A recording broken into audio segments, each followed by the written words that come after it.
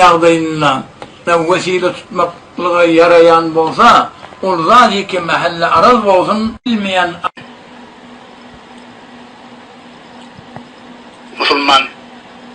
Musulman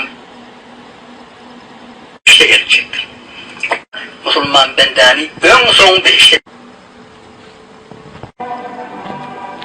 Yankılan yani cahillik biliyor musun? Bakın o eğlenmişken olsun.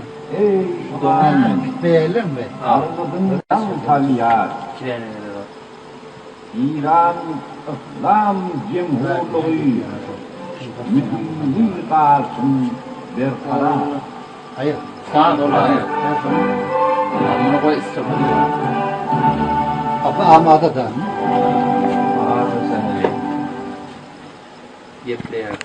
Gepleyer gurben İran İslam Cumhuriyeti'nin sesi Gülistan merkezi. شهر رمضان الذي أنزل فيه القرآن هدى ماه رمضان را برای استغفار مقتنم بید.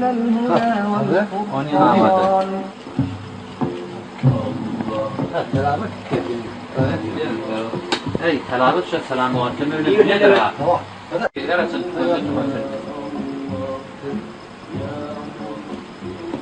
Bismillahirrahmanirrahim. Esselamu aleyküm hurmatly mu'min ve musulman radio dinleyiciler.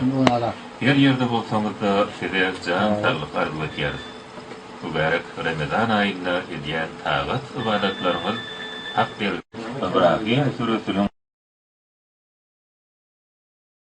Yok fark etmiyor. Hocam yaşımı zamanı ördün mü? Teyarım var mı hocam? Artık bu hatta ben diyelim. Ben bir zemur koyayım. Şirke yazulmun azim.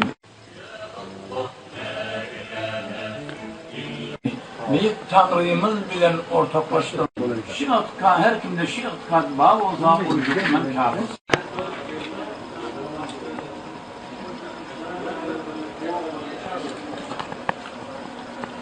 Sufu direl ahirette mahşer günde onu inçiliğe girişler etmerim, onu men basım. Hawla gaderli dinleyijiler, soraw jogap bölümini hem bilelikde dinledik kardeşimiz Uşan Kanatiye minnetdarlığımızı bildirýär sorawlara jogap beren ruhani agamy Hazır Recep Mukummedahun Hanefiye tanýyr berýär. Minnetdarlığımızı bildirýär. Gaderli dinleyijiler, Gurben şäherinde ertir azany saat 4-de 5 dagygalarynda çekilýär. Diýmek ýa-da 35 saniýeden Gurben'e ertir azany çekilýär. Ve ağız beklemeli wagt boldy diýip boljak. İki kıyınçılığa giriftar etmer. Qari Muhammed Siddiq Manshawiň talabat etmeginde Qur'an-ı Kerim'iň ikinji parasynyň talabatyny eşitdirmek bilen ýene bir duşuşyga çelli, ýene bir seher çelli, Peygambärimizi beýik bir wara tapşyrýar, tutýan uradalarymyz hak dergahyna kabul bolsun, hoş Allah ýarmy. Farklı sahnelerde anne bedeli koyacağımız yani değil. Neden? Sen o çeksin.